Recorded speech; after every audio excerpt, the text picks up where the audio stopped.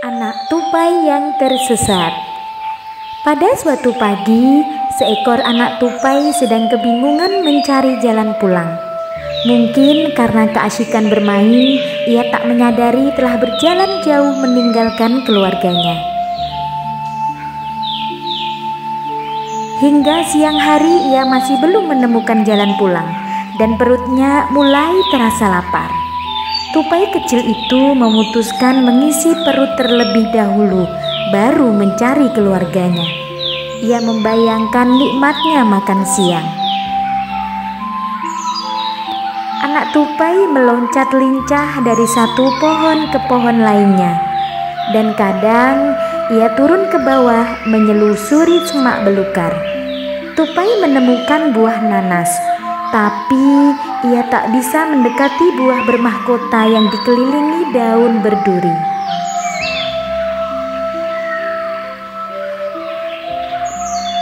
Anak tupai terus bergerak mencari makanan. Ia naik ke atas pohon besar, hidungnya mencium bau harum.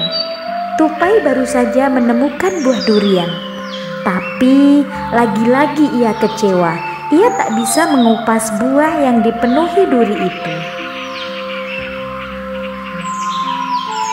Tak lama kemudian, anak tupai menemukan buah semangka hijau. Anak tupai hanya memandangi buah-buah besar itu. Ia ragu untuk memakannya. Ia ingat ibunya pernah mengatakan buah-buah yang bisa dimakan hanya yang berwarna kuning dan merah. Perut tupai semakin lapar. Ia terus berusaha mencari makanan. Kali ini ia menemukan buah belimbing matang berwarna kuning. Pasti buah ini lezat, pikirnya.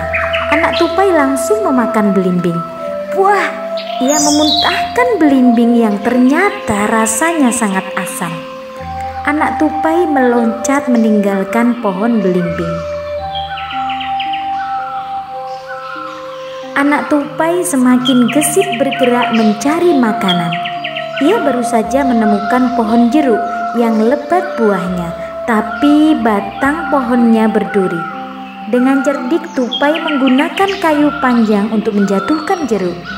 Tupai hanya sedikit saja memakan buah berwarna oranye itu.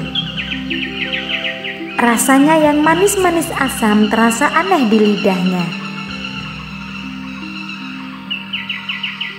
Upaya anak tupai yang tak mengenal lelah untuk mencari makanan akhirnya berhasil juga.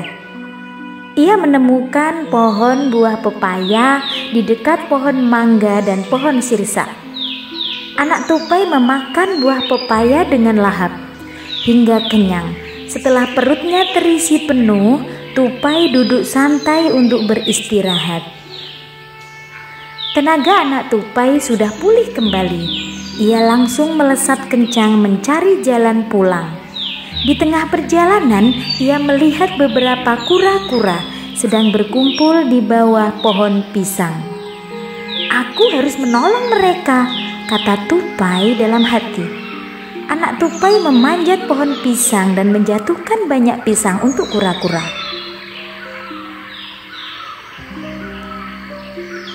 Setelah cukup lama mencari jalan pulang, akhirnya tupai bisa bertemu kembali dengan ayah dan ibunya. Kedua orang tuanya menyambut gembira kedatangan anak kesayangannya. Mereka tak menyangka tupai kecil bisa kembali dengan selamat.